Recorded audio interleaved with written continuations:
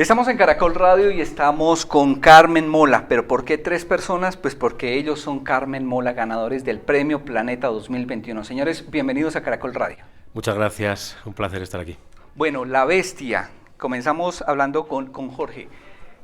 La Bestia tiene que ver con una pandemia, pero también con un hombre que se dedica a asesinar niños, niños menores de 11 años, ¿verdad? Sí, nos gusta decir que La Bestia es un título polisémico, que La Bestia son muchas bestias las que hay en la novela.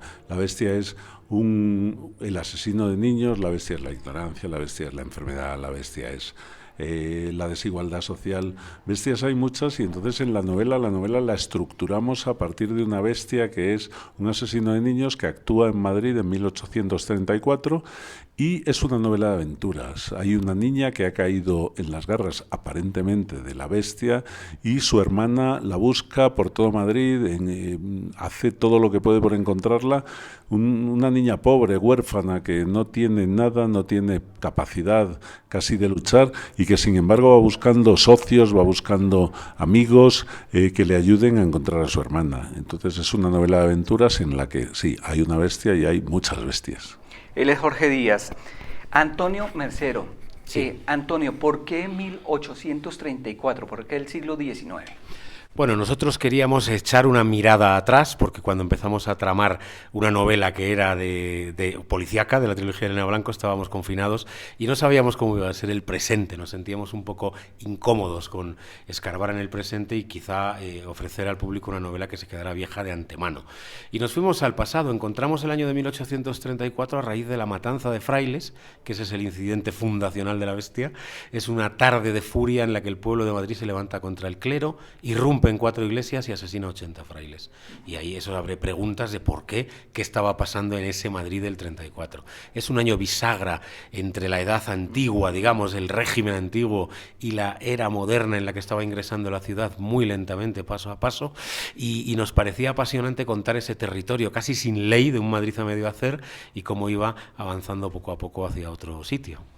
Hay 4 personajes y ahora esto es para Agustín Martínez, el tercero de los Carmen Mola. Hay 4 personajes que llaman poderosamente la atención. Clara, que es como el motivo que lleva a que los otros 3 empiecen la búsqueda. Y los otros 3 son Lucía, Donoso y Diego, que es el periodista. ¿Por qué se escogen esos cuatro personajes? ¿Existieron en la vida real? ¿Existió una historia similar? Bueno, no, la historia que nosotros contamos es pura ficción. La historia de la bestia, los asesinatos y la búsqueda de Lucía tras su hermana, tras Clara, es pura ficción. Pero lo que sí es verdad que hay una serie de elecciones ahí en esos personajes. La primera, Lucía, que es el personaje protagonista de la novela y que vertebra todo, y nos parecía muy interesante, ya que nos metíamos en este año, en el 1834, hacerlo desde la perspectiva de alguien que está en el lugar más bajo de la sociedad, que es una niña, es huérfana y absolutamente pobre, ¿no? Y entonces desde ahí nos parecía muy interesante montar la aventura, porque nos parecía que su mirada era una mirada muy interesante a la hora de recorrer el Madrid de 1834. Y luego los otros 2 personajes que mencionas, por un lado está Diego, que es como el inicio del periodismo, están en los albores la prensa en ese momento, y nosotros damos un pasito más allá con ese periodista y lo convertimos en una especie de periodista de sucesos que todavía no existía en ese momento, pero que sí va dando voz a los más desfavorecidos, a aquellos que no tienen voz dentro de la sociedad. Y el último personaje, Donoso, también es algo parecido. La policía en ese momento todavía no existía, de hecho él es un guardia real, el ejército era quien se encargaba de investigar los crímenes, y Donoso es un personaje, bueno, pues que también simboliza eso, ese momento de cambio, de paso de una época en la que era el ejército a algo que va a pasar en el futuro, que es la formación de la policía, y son personajes, bueno, no son los mejores ayudantes que encuentra Lucía en su camino, pero que se van a transformar en el proceso de búsqueda de Clara. De esos 2 grandes personajes, Agustín, la bestia y la pandemia, ¿cuál genera más repudio al lector? Bueno, yo creo que es la bestia y lo que contaba antes Jorge, la bestia en sus múltiples formas, no solo la bestia como el asesino, que al principio no se sabe muy bien si es un hombre, si es una especie de animal casi mitológico el que está desmembrando niñas, pero luego hay muchas bestias en la novela, y son bestias que por desgracia siguen presentes hoy en día, ¿no? La primera, la bestia de la indiferencia, ¿no? Como el poder da la espalda, no da voz a los más pobres, la bestia de la incultura, ¿no? De una sociedad que no está lo suficientemente formada y por lo tanto es manipulable. O la bestia de la intransigencia, ¿no? Madrid en ese momento está siendo caldo de cultivo de la primera guerra carlista, que es una guerra entre dos extremos políticos, entre la izquierda, digamos, y la derecha, que sería hoy en día la traslación, más o menos. Y esas bestias, que son las más terroríficas y las que más daño hacen a la sociedad, son las que más repulsa crean. Al final la enfermedad es algo sobrevenido, algo inevitable ante lo que el pueblo se enfrente como buenamente puede. Antonio, La Bestia es una historia de ficción, pero ustedes recurrieron a muchos archivos, a muchos folios para ver cómo era la Madrid de 1834, qué estaba pasando en la capital española en ese momento, cómo fue ese proceso de investigar, cuánto les llevó, cómo fue. Bueno, primero acudimos a los grandes cronistas del Madrid del 19, empezando por Benito Pérez Galdós, también a Mariano José de Larra, el gran articulista de la época, en esos años de cerca del 34, y en el 34 estaba escribiendo artículos de costumbres sobre la ciudad de Madrid, Mesoneros Romanos, que es otro cronista de Madrid de esa época. Bueno, pues leímos un poquito a estos autores para ponernos un poquito en harina, ¿no? en la atmósfera y en las costumbres de la época. Luego acudimos a los periódicos de la época, a los diarios de avisos que te daban como una información muy puntual de lo que sucedía cada día en la ciudad, desde lo más anecdótico, de cargamentos de sanguijuelas que llegan a la calle Toledo a una farmacia por si alguien las necesita, o lo que se va a servir en el banquete que hay en casa de tal o cual señora de la alta sociedad. Había notas de todo tipo, que te dan mucha información para entender cómo era esa sociedad. Y luego, por supuesto, una cartografía del Madrid de entonces, qué calles existían, dónde estaba la cerca, cuáles eran las puertas. Todo eso hay que conocerlo porque si no puedes patinar a la hora de mostrar ese mundo. Nosotros queríamos que la historia fuera de ficción, pero la inmersión del lector en el Madrid de 1834 fuera muy real, fuera una inmersión que casi puedan oler esa ciudad, sentir el barro de sus calles, el fango, las aguas fecales corriendo como riachuelos porque no había alcantarillado en la gran mayoría de los barrios. Todo eso lo queríamos trasladar al lector. Jorge, una novela, La Bestia, escrita a 6 manos, pero lo peor de todo es que esas a 3 imaginaciones diferentes, y seguramente en algún momento había que conciliar. ¿Cómo fue la metodología de trabajar a 6 manos y 3 imaginaciones? Bueno, lo primero que hay que decir es que es la 4ª novela que escribimos. Ajá. Entonces ya teníamos bastante engrasado el sistema. La primera vez que nos enfrentamos a esto, sí que nos tuvimos que inventar un poco el método, ir haciendo las cosas de una manera o de otra, pero vamos, en la 4ª ya sabemos más o menos cómo hacerlo. Nosotros procedemos, aunque los 3 habíamos publicado novelas por nuestra cuenta, procedemos del mundo del guión, y en el mundo del guión es normal el trabajo en equipo. Se sientan los guionistas, ven la temporada entera, qué va a pasar, qué giros hay y todas estas cosas, y nosotros hubo un momento en que estábamos haciendo eso en una serie y tuvimos la idea de, oye, ¿y por qué no hacemos esto en una novela? Por un lado, que sea 6 manos, pues implica un trabajo extra porque hay que coordinarse, hay que reescribir mucho, hay que hacer muchas revisiones del texto. Creemos que tenemos las novelas más revisadas del mundo, pero por otro lado, el que sean 3 imaginaciones, pues nos da soluciones cuando donde uno no llega, llega otro. De repente a uno se le ocurre una idea y a otro se le ocurre algo para mejorarla. Entonces es muy gratificante trabajar así.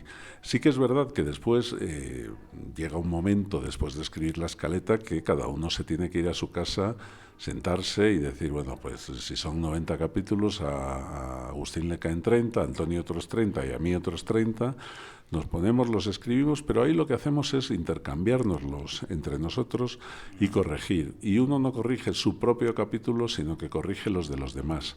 De modo que acabamos pasando todos por todas las frases de la novela, hasta tal punto que llega un momento en que no sabemos a quién se le ocurrió cada cosa, no sabemos quién escribió cada frase en concreto, y bueno, pues la novela es de los 3, pero a la vez no es de ninguno de los 3, es de Carmen Mola. Sí. Jorge, ¿qué los llevó a revelar que Carmen Mola eran ustedes 3? Pues hubo varios motivos. El primero, que pensábamos que estaban a punto de descubrirnos. cosa que se demostró que era falsa. Y después, aunque quede mal decirlo, pues la vanidad. Es poco habitual en una carrera de escritor que tienes, bueno, novelas que funcionan más o menos bien, novelas que no funcionan, que pasan sin pena ni gloria, y de repente tienes una serie de novelas que está siendo un éxito y no lo puedes decir, no tienes que, de repente te dice un amigo, oye, ¿has leído a Carmen Mola? Y tú tienes que decir, no lo sé, No me gusta. No me gusta, no me suena de nada, y tal, y claro, llega un momento en que dices, oye, yo quiero que se sepa que Carmen Mola, yo soy una tercera parte, y los tres estábamos en aquello. Bueno, éramos felices en el anonimato y somos felices ahora, o sea, la cosa es ser feliz. Antonio, ¿qué significa para ustedes tres y para Carmen Mola recibir un premio como el Premio Planeta? ¿Qué son los premios para un escritor? ¿Qué significan o qué representan? Bueno, más allá del hecho de que un premio siempre es una distinción y te puede llenar de orgullo a cada uno en la escala de, bueno, de su sensibilidad, pero yo creo que en lo práctico lo que significa ganar el Planeta es llegar a más lectores, es la posibilidad de llegar a muchos más lectores.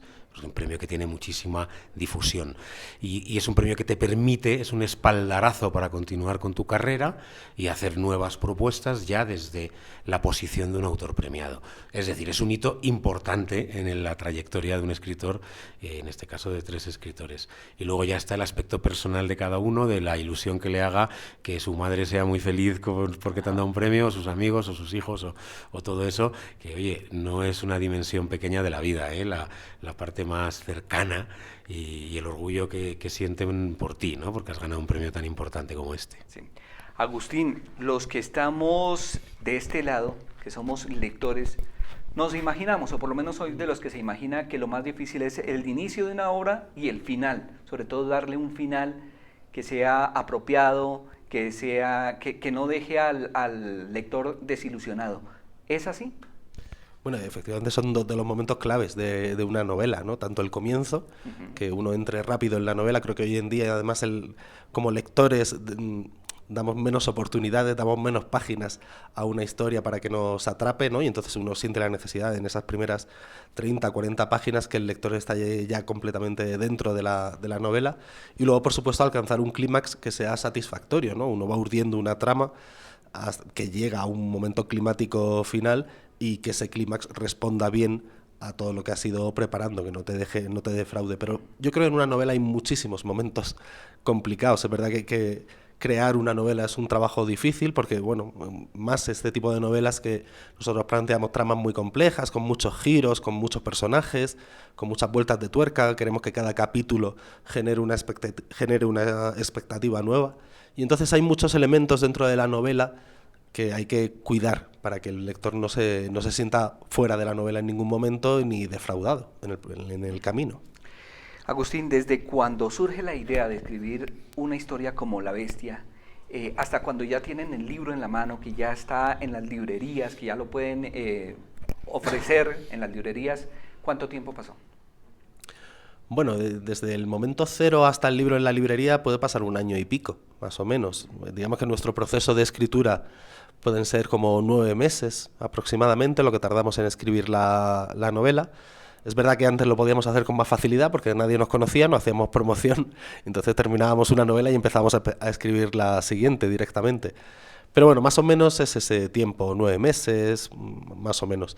Luego hay otro tiempo más, que es el trabajo ya con la propia editorial, con la editora, con las últimas correcciones de la novela, y luego ya el momento en el que la novela sale a la librería es un poco una decisión de la propia editorial de cuando la coloca, ¿no? en el mercado. Pero viene a ser más o menos ese tiempo, 1 año. Antonio, ¿Carmen Mola va a seguir viviendo? Sí, Carmen Mola va a seguir viviendo. En septiembre salimos con la 4ª entrega de la trilogía de Elena Blanco. Ahora ya va a ser una tetralogía. Es una novela que se va a llamar Las Madres y está prevista su publicación a finales de septiembre. Ajá. Y luego nosotros estamos dispuestos ya, en cuanto tengamos un poquito más de tiempo, a trabajar en la continuación de La Bestia, no directamente de La Bestia, sino de este género que estamos explorando, que es el thriller histórico. Creo que vamos a trabajar en una novela de este estilo, de este género, pues cuando las circunstancias sean más favorables para ponernos a trabajar. Sí. Finalmente, Jorge, Todos estos viajes, tener que ir a países en Latinoamérica, a otras naciones también a hablar de la bestia, ¿les ha dado inspiración para guiarse o para tener historias que han encontrado en esos países para incluir en nuevas producciones? Me encantaría, porque yo soy un enamorado de Latinoamérica. Lo que pasa es que estos viajes de promoción son tan intensos que realmente hay veces que tienes la tentación de llamar a recepción del hotel y decir, perdón, ¿en qué ciudad estoy?